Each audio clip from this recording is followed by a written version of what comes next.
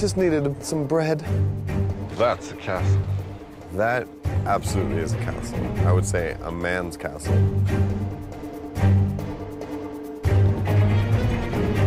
So we're at the Warwick Castle. Yeah. Which there was never really an actual battle or a siege of this castle, but it... Not during the wars. But they played an integral part politically. Yeah. As far as, you know, who owned this. It was owned by Richard Neville, who was the Earl of Warwick. And he also has been called the Kingmaker by the Victorians. But he was really one of the key figures who sort of started the whole thing. He supported the Yorkists at the beginning with Edward, and then later on he switched sides to the Lancastrians because he was not happy with how Edward was handling things. And then this version of the game, we're actually not going to have this castle in our game. No. But the castle we are going to have in the game it's not as well preserved as this. So we've actually come here because we wanted to get as accurate as possible representation of what a castle at that time would have looked like.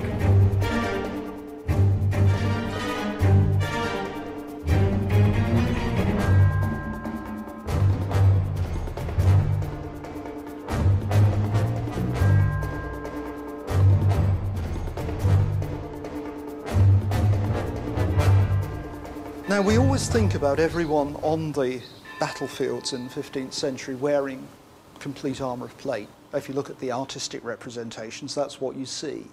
But that's just not true. When you look at the more detailed records, you find that the vast majority of archers and billmen on both sides, where there is any evidence, had hardly any protection at all. And sometimes the protection they had isn't what you think. Most complete plate armours for the men-at-arms have a helmet called a sallet, and we know what that's like, wonderful visored thing worn with a bevel which fits onto your plate defences. But this is a sallet as well.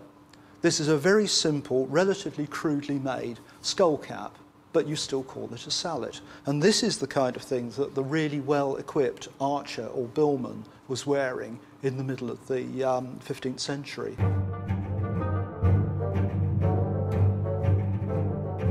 Originally, the armour was left black like this because it's more resilient to the weather conditions up here in North Europe. We have winter, we have rain, it's always damp, and armour, iron wants to go rusty as soon as it possibly can. And having this nice solid oxide layer on it protects it, prevents it from going rusty. But the idea that armour ought to be bright and shiny comes in with the Gothic revival in the late 18th and early 19th century. There's a lot of debate why the Wars of the Roses were so brutal and bloody. A lot of the remains, they don't seem to have just been given one blow to the head, for instance, but often many, many blows. In fact, some of them had their whole faces obliterated. There are cases of what can only be just mutilation, ear cutting off, even trophy, it implies trophy getting. It's not very, very pleasant at all.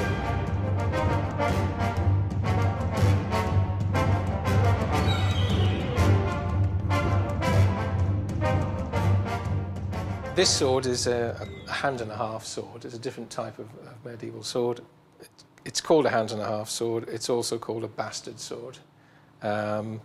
Quite simply, it was a sword that could be used with two hands, like a two-hander, to deliver a more powerful blow.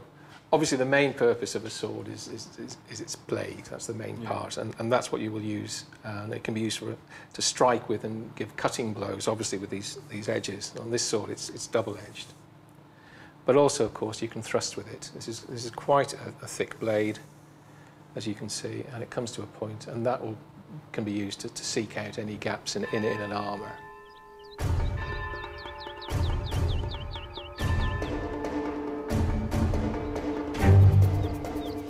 Here we're bringing some short hafted staff weapons. One is the mace, which is this one, and the other is a horseman's hammer. But as you can see, it's got this hammer head, which is faceted, which means if it comes into contact with the smooth surface of a plate armour, it's going to grasp, it's not going to slide off. Then the other thing is if you meet an unarmoured opponent, you can basically just whack them with that, and the result can be seen here on the type of wound that a spike like this can give. I was quite stunned. I mean, to actually get to touch these swords and to actually wield one in your hand and to see that and to find these nuanced additions to the weapons that we would have never ever known about, like how they used it to protect their finger because they actually started holding the swords more like a fencing foil to better wield it and to be more accurate with their attacks. Yeah, and I mean the lightness of everything. It was. I was totally convinced they were all like solid metal or wood or whatever. Yeah, I weighed like 5 kilos or something. The sheer engineering of this was just unbelievable. Yeah, but I mean, either it worked or you die.